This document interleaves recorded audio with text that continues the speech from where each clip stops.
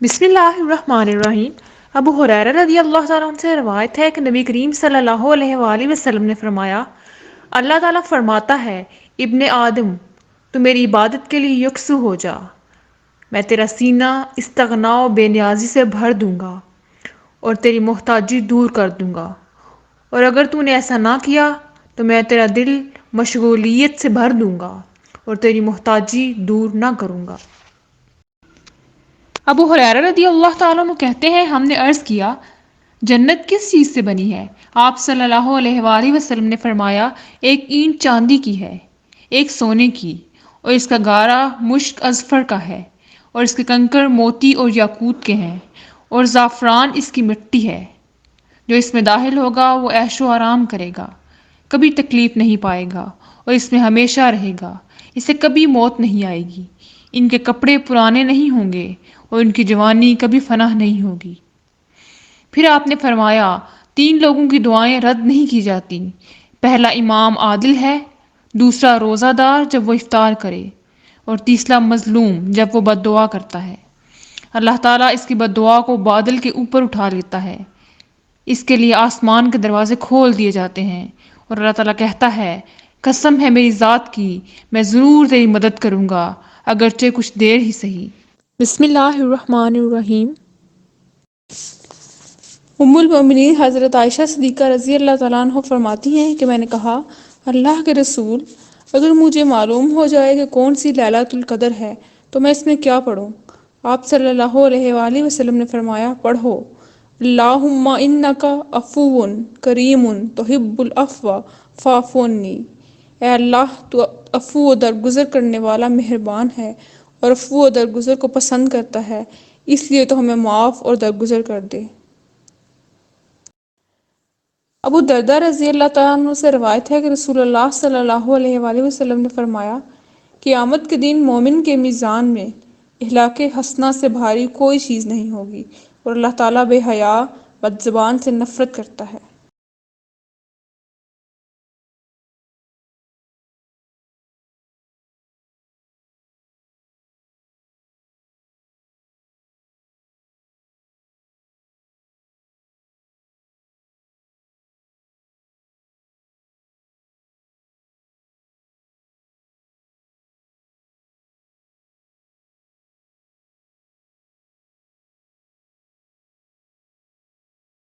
بسم اللہ الرحمن الرحیم۔ حضرت انس بن مالک رضی اللہ تعالیٰ عنہ کہتے ہیں کہ نبی کریم صلی اللہ علیہ وآلہ وسلم کو جب کوئی کام سخت تکلیف اور پریشانی میں ڈال دیتا تو آپ صلی اللہ علیہ وآلہ وسلم یہ دعا پڑھتے، یا حیو یا قیوم برحمتک استغیث، اے زندہ اور ہمیشہ رہنے والے، تیری رحمت کے وسیلے سے تیری۔ ابو ذر رضی اللہ تعالیٰ عنہ کہتے ہیں کہ رسول اللہ صلی اللہ علیہ وآلہ وسلم نے فرمایا، جہاں بھی رہو اللہ سے ڈرو، برائی کے بعد جو تم سے ہو جائے بھلائی کرو، اور جو برائی کو مٹا دے، اور لوگوں کے ساتھ حسن اخلاق سے پیش آؤ۔ بسم اللہ الرحمن الرحیم۔ ابو ہریرہ رضی اللہ تعالیٰ عنہ کہتے ہیں کہ رسول اللہ صلی اللہ علیہ وآلہ وسلم نے فرمایا، اللہ کے ڈر سے رونے والا جہنم میں داخل نہیں ہوگا یہاں تک کہ دودھ تھن میں واپس لوٹ جائے، اور یہ محال ہے، اور جہاد کا غبار اور جہنم کا دھواں ایک ساتھ جمع نہیں ہوں گے۔ بسم اللہ الرحمن الرحیم۔ براہ رضی اللہ تعالیٰ عنہ سے روایت ہے کہ نبی کریم صلی اللہ علیہ وآلہ وسلم نے حسن اور حسین رضی اللہ تعالیٰ عنہ کو دیکھا تو فرمایا، اے اللہ، میں ان دونوں سے محبت کرتا ہوں، تو بھی ان دونوں سے محبت فرما۔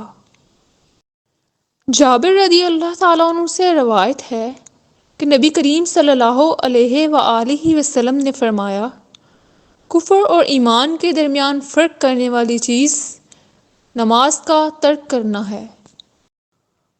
حذیفہ بن یمان رضی اللہ تعالیٰ عنہ سے روایت ہے کہ نبی کریم صلی اللہ علیہ وآلہ وسلم نے فرمایا، اس ذات کی قسم جس کے ہاتھ میں میری جان ہے، تم معروف یعنی بھلائی کا حکم دو اور منکر یعنی برائی سے روکو، ورنہ قریب ہے کہ اللہ تعالیٰ تم پر اپنا عذاب بھیج دے، پھر تم اللہ سے دعا کرو اور تمہاری دعا قبول نہ کی جائے۔ علی رضی اللہ تعالیٰ عنہ کہتے ہیں کہ نبی کریم صلی اللہ علیہ وآلہ وسلم نے فرمایا، جنت میں ایسے بالا خانے ہیں جن کا بیرونی حصہ اندر سے اور اندرونی حصہ باہر سے نظر آئے گا۔ یہ سن کر ایک اعرابی نے کھڑے ہو کر عرض کیا، اللہ کے رسول صلی اللہ علیہ وآلہ وسلم، کس کے لیے ہیں؟ آپ نے فرمایا، جو اچھی طرح سے بات کرے، کھانا کھلائے، خوب روزے رکھے اور اللہ کی رضا کے لیے رات میں نماز پڑھے جبکہ لوگ سوئے ہوں۔ ابو ذر رضی اللہ تعالیٰ عنہ کہتے ہیں، رسول اللہ صلی اللہ علیہ وآلہ وسلم نے فرمایا، اپنے بھائی کے سامنے تمہارا مسکرانا تمہارے لیے صدقہ ہے، تمہارا بھلائی کا حکم دینا اور برائی سے روکنا صدقہ ہے، بھٹک جانے والی جگہ میں کسی آدمی کو تمہارا رستہ دکھانا تمہارے لیے صدقہ ہے،